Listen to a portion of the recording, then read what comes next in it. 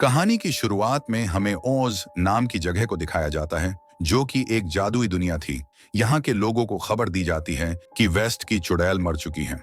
ये खबर सुनते ही लोगों के बीच खुशी का माहौल छा जाता है और सभी लोग खुशियां मनाते हैं। जब सब एक साथ इकट्ठा होते हैं तो यहाँ एक अच्छी चुड़ैल आती है जिसका नाम था ग्लिंडा। जरेनिया के सभी लोगों को बुरी चुड़ैल के मरने की खबर देती है, जिससे सब बहुत खुश होते हैं। इतने में ही एक छोटी बच्ची ग्लिंडा के सामने आती है और पूछती है कि क्या पहले अच्छी और बुरी चुड़ैल एक साथ अच्छे दोस्तों की तरह रहा करती थी। ये सुन ग्लिंडा अपने पुराने दिनों में खो जाती है और सीन भी पास्ट में ही शिफ्ट हो जाता है। इस वक्त जानवर और इंसान मिलजुल कर साथ में रहा करते थे और जानवर बोलना, लोगों की मदद करना भी जानते थे। इसके बाद हम एक गवर्नर को देखते हैं जिनका नाम था फ्रेक्सपार थ्रॉप।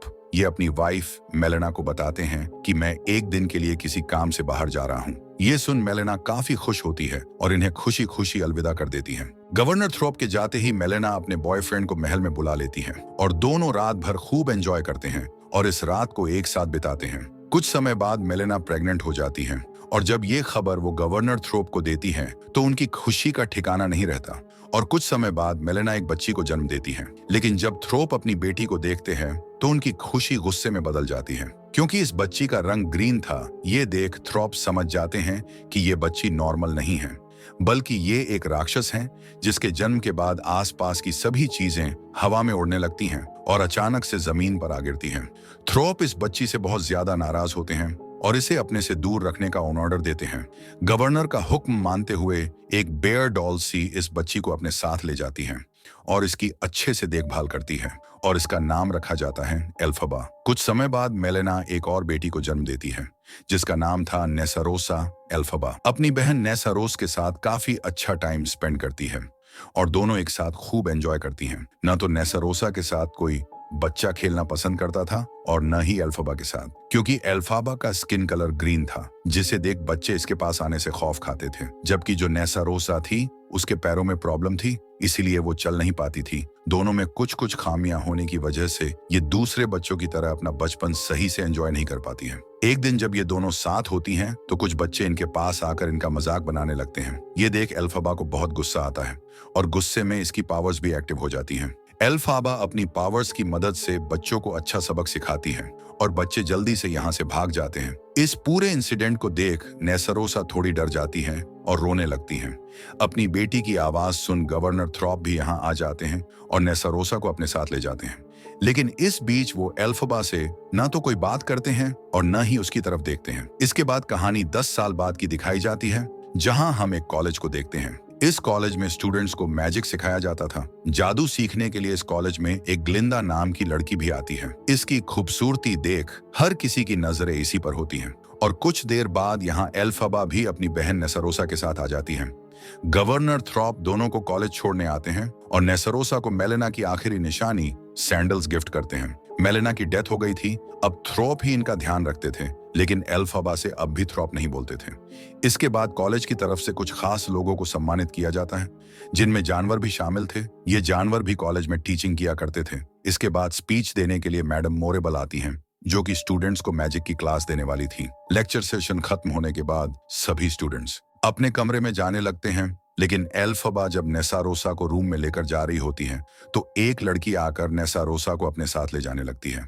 एल्फबा इसे रोकने की कोशिश करती है, लेकिन जब ये बात नहीं मानती तो गुस्से में एल्फबा अपनी पावर्स का इस्तेमाल कर पूरे माहौल को खराब कर देती है, जिसे देख सभी स्टूडेंट्स हैरान रह जाते हैं। लेकिन तभी मैडम मोरेबल आकर बताती हैं कि ये जो कुछ भी हुआ वो मैंने किया था। इस तरह ये एल्फबा को प्रोटेक्ट कर लेती है और बच्चे भी इसे मोरेबल का मैजिक समझकर तालियां बजाने लगते हैं। इसके बाद मोरेबल एल्फबा को अकेले में लेकर जाती है और पूछती है कि आखिर तुमने ये मैजिक कैसे किया। इस पर एल्फबा कहती है कि मैं नहीं जानती ये सब कैसे हुआ, बस जब मुझे गुस्सा आता है तो पावर्स एक्टिव हो जाती हैं।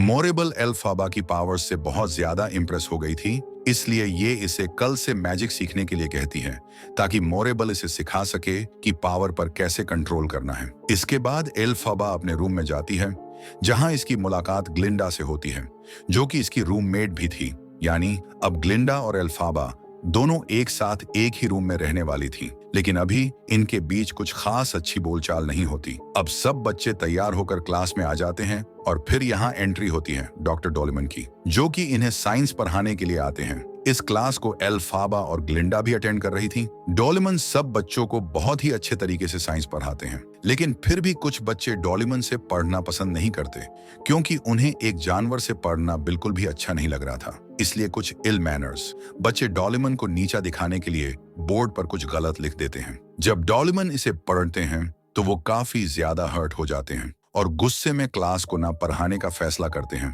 और साथ ही बच्चों को क्लास से बाहर भी निकाल देते हैं।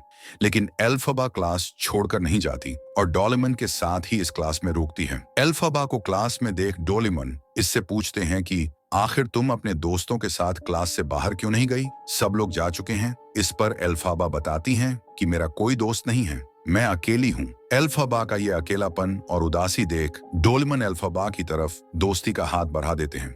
ये देख एल्फाबा को भी काफी अच्छा लगता है और इसे भी डोलेमन के रूप में अपना एक दोस्त मिल जाता है और दोनों काफी अच्छे दोस्त बन जाते हैं। इसके बाद एल्फाबा मैडम मोरेबल के पास जाती है ताकि उनसे मैजिक की कुछ ट्रिक्स सीख सके। मैडम मोरेबल सिर्फ एल्फाबा को ही पर्सनल क्लास दे रही थी।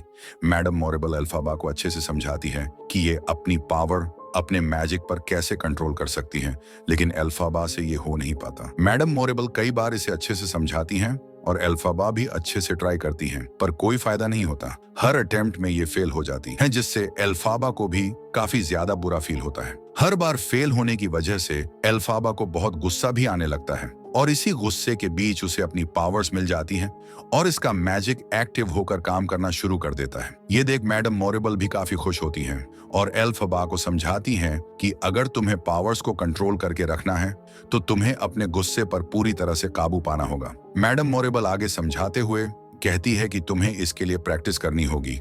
कोई भी काम एक बार में कभी पूरा नहीं हो सकता। एल्फाबा भी मोरेबल की बात अच्छे से समझ जाती है। रात में एल्फाबा जब खिड़की पर अकेली खड़ी होती है तो तभी इसकी नजर बाहर डॉक्टर डोलेमन पर पड़ती है, जो रात के अंधेरे में सुनसान जंगल के रास्ते से अकेले कहीं जा रहे थे। ये देख एल्फाबा को काफी अजीब लगता है और ये भी सच्चाई जानने के लिए डॉक्टर डोलेमन के पीछे पीछे चलने लगती है। और फिर डॉक्टर डोलेमन एक छोटे से घर में चले जाते हैं और एल्फाबा भी इन्हें फॉलो करते हुए इस घर में एंट्री करती हैं और देखती हैं कि यहाँ बहुत सारे जानवर इकट्ठा हुए हैं। दरअसल ये सभी जानवर एक खास डिस्कशन के लिए यहाँ जमा हुए थे। डॉक्टर डोलेमन अपने साथियों से कहते हैं कि कई समय से हमारे साथी धीरे धीरे गायब होते जा रहे हैं। अगर हमने जल्दी कुछ नहीं किया तो इंसान हमें यहाँ से बाहर निकाल कर फेंक देंगे। दरअसल इंसान नहीं चाहते थे कि जानवर भी उनके साथ रहे। इसी प्रॉब्लम की वजह से डॉक्टर डोलेमन ने इस मीटिंग को रखा था ताकि सब अलर्ट हो सके और कुछ उपाय भी निकाल सके। इसी बातचीत के दौरान इन जानवरों की नजर एल्फाबा पर भी पड़ जाती है, जिसे देख सब हैरान होते हैं। लेकिन डॉक्टर डोलेमन एल्फाबा को अंदर आने की इजाजत देते हैं। एल्फाबा ने इन सब की बातें सुन ली थी, इसलिए ये इनसे पूछती है, क्या सच में इंसान तुम लोगों को यहाँ से भगाने की कोशिश कर रहे हैं? डॉक्टर डोलेमन हाँ में जवाब देते हैं और अब एल्फाबा भी इनकी प्रॉब्लम को समझकर इनका साथ देने का फैसला करती है। इसके बाद सीन शिफ्ट होता है नेक्स्ट डे पर, जहां कॉलेज में फिएरो नाम का एक नया लड़का आता है जो कि देखने में काफी ज्यादा हैंडसम था। ग्लिंडा भी खूबसूरती में किसी से कम नहीं थी, लेकिन ये जब फिएरो को देखती हैं तो इसकी तरफ काफी अट्रैक्ट हो जाती हैं और इसके पास आकर इसके साथ फ्लर्ट करना शुरू कर देती हैं और इसे बताती हैं कि आज कॉलेज में एक डांस पार्टी रखी गई है, अगर तुम चाहो तो इस डांस पार्टी का हिस्सा बनकर मेरे साथ डांस कर सकते हो। इसके लिए फिएरो भी राजी हो जाता है। रात में पार्टी शुरू हो जाती है और सब लोग बहुत अच्छे से तैयार होकर इस पार्टी में शामिल होते हैं। इस पार्टी का हिस्सा सिर्फ इंसान ही नहीं थे, बल्कि जानवर भी इसमें पार्टिसिपेट करते हैं और साथ मिलकर एक साथ खूब एंजॉय करते हैं। डांस वगैरह होता है। इसी दौरान फिएरो और ग्लिंडा के बीच भी अच्छी दोस्ती हो जाती है। इतने में मैडम मोरेबल ग्लिंडा के पास आती हैं और इसे एक जादुई छड़ी देती हैं। ग्लिंडा इसे देने की वजह पूछती है, जिस पर मैडम मोरेबल बताती है कि एल्फाबा ने यह शर्त रखी है कि अगर मैं उसके साथ साथ तुम्हें भी मैजिक की क्लास दूंगी तभी वो मुझसे पढ़ेगी। मैं एल्फाबा जैसी ब्रिलियंट स्टूडेंट को खोना नहीं चाहती, इसलिए तुम भी कल से क्लास लेने आ जाना। ये सुन ग्लिंडा काफी खुश होती हैं। कुछ टाइम बाद एल्फाबा भी इस पार्टी में आ जाती हैं, लेकिन इसके कपड़े देख सब लोग इस पर हंसने लगते हैं और इसका काफी मजाक बनाते हैं, क्योंकि एल्फाबा ने जिस तरह के कपड़े पहने थे वो काफी अजीब और अतरंगी थे। एल्फाबा लोगों की हंसी को अवॉइड करके पार्टी में डांस करना शुरू कर देती है और इसका डांस भी इसके कपड़ों की तरह ही काफी अजीब होता है। इसलिए लोग इसका और ज्यादा मजाक बनाने लगते हैं। ये देख ग्लिंडा को बहुत बुरा फील होता है और ये डांस करते वक्त एल्फबा के पास आ जाती है और इसके स्टेप को फॉलो करते हुए इसके साथ डांस करना शुरू कर देती है। ये देख एल्फबा को भी हिम्मत मिलती है और इन दोनों को साथ डांस करता देख पार्टी में मौजूद लोग इनके डांस स्टेप को देखकर डांस करने लगते हैं। ये सब देख एल्फबा को बहुत अच्छा लगता है और ये ग्लिंडा को गले लगा लेती है और दोनों अच्छी दोस्त बन जाती हैं। और अब ये एक ही रूम में एक साथ खुशी खुशी रहने लगती है। जहां पहले इनके बीच नोक झोंक होती रहती है, वहीं अब ये दोनों बेस्ट फ्रेंड की तरह बिहेव करती हैं और साथ ही ग्लिंडा एल्फबा को ड्रेसअप में भी हेल्प करती है। इस तरह दोनों एक साथ अच्छा टाइम स्पेंड करती हैं। अगले दिन डॉक्टर डोलेमन जब क्लास में स्टूडेंट्स को पढ़ाने आते हैं तो कुछ देर बाद क्लास के दौरान ही सोल्जर्स भी यहाँ आ जाते हैं और डॉक्टर डोलेमन को इंसल्ट करते हुए इन्हें खींचकर अपने साथ बाहर ले जाते हैं। एल्फबा डॉक्टर डोलेमन को बचाने के लिए आगे आती हैं, लेकिन कोई फायदा नहीं होता। डॉक्टर डोलेमन की जगह अब कॉलेज में एक नए टीचर आ जाते हैं जो सब स्टूडेंट्स को साइंस पढ़ाने के लिए आए थे और साथ ही ये एक शेर का बच्चा भी लेकर आते हैं जो कि पिंजरे में बंद था। टीचर इस बच्चे के साथ काफी बुरा ट्रीट करते हैं। ये देख एल्फबा को इस बच्चे के लिए काफी बुरा फील होता है और यहीं इसे डॉक्टर डोलेमन की बात याद आती है जिन्होंने बताया था कि अगर जानवरों को कैद करके रखा जाएगा तो वो बोलना भूल जाएंगे। यही बात याद करके एल्फबा गुस्से में आ जाती है और जैसे ही बुके को जोर से टेबल पर मारती है वैसे ही इन फूलों की खुशबू पूरे क्लासरूम में फैल जाती है और इस खुशबू के कांटेक्ट में आते ही सभी स्टूडेंट्स और टीचर बेहोश हो जाते हैं, जो कि एक तरह से एल्फबा के मैजिक का ही असर था। लेकिन इस बीच फिएरो एकदम ठीक होता है। उस पर एल्फबा का जादू काम नहीं करता। इस बात से एल्फबा और फिएरो दोनों ही हैरान होते हैं। फिएरो भी शेर के बच्चे को इस कैद से आजाद करना चाहता था, इसलिए ये एल्फबा का साथ देने का फैसला करता है और दोनों जल्दी से इस बच्चे को पिंजरे से बाहर निकालकर कॉलेज से बाहर निकल जाते हैं और इस बच्चे को बकेट में रखकर जंगल की तरफ निकल पड़ते हैं और फिर जंगल में इसे छोड़ आते हैं। इसके बाद दोनों काफी अच्छा महसूस करते हैं और बहुत खुश भी होते हैं। इसके बाद हमें अगला दिन दिखाया जाता है जहां विजार्ड की तरफ से कॉलेज को एक संदेश भेजा जाता है। ये मैसेज स्पेशली एल्फबा के लिए ही आया था क्योंकि विजार्ड में भी ये बात पता चल चुकी थी कि एल्फबा मैजिक में माहिर है। विजार्ड में एल्फबा जैसी कलाकार की ही सख्त जरूरत थी, इसलिए विजार्ड की तरफ से एल्फबा को वहां आने का मैसेज मिलता है। इससे ग्लिंडा और मैडम मोरेबल भी काफी खुश होती हैं। मैडम मोरेबल एल्फबा को समझाती हैं कि ये एकदम सही टाइम है, तुम खुद को प्रूव करके दिखा सकती हो। मैडम मोरेबल की बात सुन एल्फबा भी फुल कॉन्फिडेंस में आ जाती है और विजार्ड जाकर अपना हुनर दिखाने का फैसला करती है। कुछ टाइम बाद विजार्ड से एल्फबा के लिए एक ट्रेन भेजी जाती है जिसमें बैठकर ये विजार्ड कुछ ही समय में पहुंच सकती थी। इस ट्रेन को देखकर सब लोग हैरान होते हैं क्योंकि ये काफी यूनिक थी। ग्लिंडा भी एल्फबा को सी ऑफ करने के लिए आती है और एल्फबा को जाते देख थोड़ी इमोशनल हो जाती है। ग्लिंडा एल्फबा को समझाती है कि अब मैं तुम्हारे साथ वहां नहीं होंगी, इसलिए तुम्हें अकेले ही अपना अच्छे से ध्यान रखना होगा। एल्फबा ग्लिंडा से मिलकर ट्रेन में चढ़ जाती है और ट्रेन चलने लगती है। लेकिन तभी ग्लिंडा को लेटर के बारे में याद आता है जो कि इसे विजार्ड में पहुंचाना था। ग्लिंडा जल्दी से एल्फबा को लेटर देने के लिए भागती है और एल्फबा से कहती है कि इसे विजार्ड में दे देना। एल्फबा जब लेटर खोलकर पढ़ती है तो जोर से ग्लिंडा से कहती है कि अगर तुम मेरे साथ विजार्ड में चलना चाहती हो तो फिर आ जाओ। ये सुन ग्लिंडा भी एक ही बार में विजार्ड जाने के लिए राजी हो जाती है और चलती हुई ट्रेन में एल्फबा की मदद से ट्रेन में चढ़ जाती है और दोनों अब एक साथ विजार्ड जाने के लिए बहुत खुश होती हैं। कुछ ही देर में ये दोनों विजार्ड पहुंचन जाती हैं। इस जगह की खूबसूरती देख दोनों की आंखें खुली की खुली रह जाती हैं। विजार्ड में इन दोनों का ग्रैंड वेलकम किया जाता है। इसके बाद ये दोनों दरबार में जाती हैं जहां बंदर ही बंदर थे। यहीं इस दरबार में सोल्जर्स का काम भी किया करते थे। एक बंदर इन दोनों को अंदर तक लेकर जाता है जहां इनकी मुलाकात एक जादूगर से होती है जो कि मैजिक दुनिया में काफी काबिल जादूगर था। ये जादूगर ग्लिंडा और एल्फबा को बताता है कि हमारा मकसद तुम्हारे कॉलेज को और बेहतर बनाना है, इसके लिए हम काम भी कर रहे हैं। विजार्ड से कॉलेज तक जाने के लिए हम एक रास्ता बनाएंगे, लेकिन हम ये फैसला नहीं कर पा रहे कि इस रास्ते में किस रंग की ईंटों का इस्तेमाल किया जाना चाहिए, इसीलिए हमें तुम दोनों की मदद चाहिए। अभी बातचीत चल ही रही थी कि इतने में ही यहाँ मैडम मोरेबल भी आ जाती हैं, जिसे देख ये दोनों बहुत खुश होती हैं। मैडम मोरेबल इन्हें एक खास किताब के बारे में बताती हैं और कहती हैं कि ये किताब बहुत ज्यादा पावरफुल है। इसमें जो भी लिखा है उसे आज तक कोई भी ना तो पढ़ पाया है और ना ही समझ पाया है। लेकिन मैडम मोरेबल को यकीन था कि एल्फबा अपनी पावर्स की मदद से इस बुक को आराम से पढ़ सकती हैं। इसलिए ये एल्फाबा को इसे समझाने के लिए कहती हैं ताकि इनका काम आसान हो सके। मैडम मोरेबल की बात मानकर एल्फाबा भी इस ग्रामरी किताब को पढ़ने की कोशिश करती है। इस किताब को आज तक मैडम मोरेबल भी नहीं रीड कर पाई थी, लेकिन एल्फाबा इस नामुमकिन काम को मुमकिन में बदल देती है और जैसे ही किताब को खोलती है तो उसे इसमें लिखे शब्द समझ में आने लगते हैं और ये बहुत ही आसानी से इस किताब को पढ़ने लगती है। इस किताब को काफी अलग और डिफिकल्ट भाषा में लिखा गया था, लेकिन एल्फाबा को इसे पढ़ने में कोई दिक्कत नहीं होती। ये देख सब लोग हैरान रह जाते हैं। किताब को पढ़ने के दौरान बंदरों को काफी मुश्किल झेलनी पड़ती है। इस किताब के शब्द इन पर अपना प्रभाव डालते हैं और इनके पंख निकल आते हैं, लेकिन पंखों की वजह से बंदरों को काफी ज्यादा तकलीफ भी होती है। ये देख एल्फाबा को बहुत बुरा लगता है। इसीलिए एल्फाबा मैडम मोरेबल से इन्हें ठीक करने का कोई रास्ता पूछती हैं, लेकिन मैडम मोरेबल कहती हैं कि इन्हें पहले जैसा मत करो, ये ऐसे ही ठीक हैं। एल्फाबा जल्दी से बाहर जाकर देखती हैं तो बाहर भी सारे बंदर इसी दर्द में होते हैं और इनके शरीर से भी पंख निकलना शुरू हो जाते हैं। ये देख मैडम मोरेबल काफी खुश होती हैं, लेकिन एल्फाबा से इन बंदरों की तकलीफ बर्दाश्त नहीं होती। इसलिए ये मोरेबल से इन्हें जल्द से जल्द ठीक करने के लिए कहती है, लेकिन मैडम मोरेबल साफ इनकार कर देती हैं और एल्फाबा को बताती हैं कि अब ये सब बंदर हमारे लिए जासूसी का काम करेंगे, हमें दुश्मनों के सीक्रेट्स बताएंगे। इन बंदरों की जासूसी की वजह से ही अब कोई भी जानवर हमारे आसपास नहीं आएगा जो कि हम इंसानों के लिए अच्छा है। मैडम मोरेबल इस पूरे खेल में एल्फाबा को भी साथ देने के लिए कहती हैं, लेकिन एल्फाबा इसके लिए मना कर देती हैं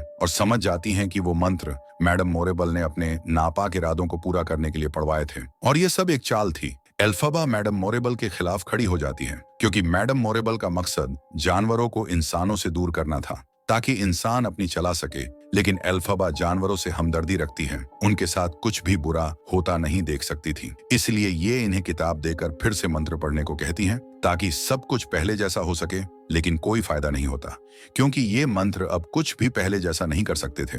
लेकिन एल्फाबा हार नहीं मानती और इस किताब को लेकर बाहर चली जाती है ताकि वो किसी तरह इस किताब से सब कुछ ठीक कर सके। एल्फाबा को यूं भागता देख मैडम मोरेबल जल्दी से बंदरों के पास जाती हैं और इन्हें अपने भड़काऊ बयानबाजी से एल्फाबा के खिलाफ कर देती हैं। मैडम मोरेबल बंदरों से कहती है कि तुम्हारी इस हालत की जिम्मेदार और कोई नहीं बल्कि वो ग्रीन लड़की है जिसने तुम्हें इतना दर्द दिया और अब वो यहाँ से भागने की कोशिश कर रही है। ये सुनते ही सारे बंदर एल्फाबा को अपना दुश्मन मानने लगते हैं और उससे अपना बदला लेने के लिए उसे पकड़ने में लग जाते हैं ताकि उसे मैडम मोरेबल के सामने पेश कर सके। बंदरों की सेना के साथ साथ अब इंसानी सोल्जर्स भी एल्फाबा को ढूंढने में जुट जाते हैं और एल्फाबा इन सब से बचती फिरती हैं। वही एल्फाबा की हेल्प करने के लिए ग्लिंडा भी इसके पास आ जाती है और इसे समझाते हुए कहती हैं कि तुम्हें उन लोगों का साथ देना चाहिए क्योंकि वो जो कर रहे हैं वो हम सब की भलाई के लिए ही है। लेकिन एल्फाबा ग्लिंडा की बात नहीं सुनती और इसे बताती हैं कि उनका मकसद हम इंसानों की भलाई नहीं बल्कि जानवरों को हमसे दूर करना है, उन्हें पिंजरों में कैद करके रखना है, जो मैं नहीं होने देना चाहती। एल्फाबा जब यहाँ से बाहर निकलती है तो इसे पता चलता है कि कुछ सैनिक इसकी तरफ ही आ रहे हैं। जल्दी से एल्फाबा किताब में लिखे मंत्रों को पढ़ना शुरू कर देती है। एल्फाबा को लगता है कि इन मंत्रों को दोबारा पढ़ने से सब कुछ पहले जैसा हो जाएगा, लेकिन ऐसा नहीं होता, बल्कि इसकी तरफ एक झाड़ू तेजी से आने लगती है जिसे देखकर लगता है कि ये कोई नॉर्मल झाड़ू नहीं बल्कि जादुई झाड़ू है। इसलिए एल्फाबा इसे अपने पास रख लेती है। अब सोल्जर्स दरवाजा तोड़कर अंदर घुसने की कोशिश करते हैं और इनकी गिरफ्त में आने से पहले ही एल्फाबा यहाँ से भागने का प्लान बना लेती है और ग्लिंडा से भी साथ चलने के लिए कहती है, लेकिन ग्लिंडा इसके साथ आने से इनकार कर देती है क्योंकि उसका ड्रीम था कि वो मैजिक सीखे जिसे ये पूरा करना चाहती थी। ग्लिंडा की बात समझकर एल्फाबा यहाँ से अकेले ही जाने का फैसला करती है, लेकिन इतने में ही अंदर सैनिक घुस आते हैं और ग्लिंडा को पकड़ लेते हैं और फिर एल्फाबा को पकड़ने की कोशिश करते हैं, पर एल्फाबा इनके काबू में नहीं आती और यहाँ इसकी पावर एक्टिव हो जाती है और इस जादुई झाड़ू के साथ एल्फाबा बिल्डिंग से नीचे जंप लगा देती है। इस जादुई झाड़ू की मदद से एल्फाबा हवा में भी उड़ने लगती है और बंदर भी अपने पंखों की मदद से उड़कर इसे पकड़ने की कोशिश करते हैं, पर कोई फायदा नहीं होता। एल्फाबा बंदरों को चकमा देकर भाग जाती है और साथ ही विजार्ड की पावर भी छीन लेती है। ग्लिंडा अभी भी मैडम मोरेबल के साथ ही होती हैं और इसी के साथ ये मूवी यहीं खत्म हो जाती है। Thanks for watching.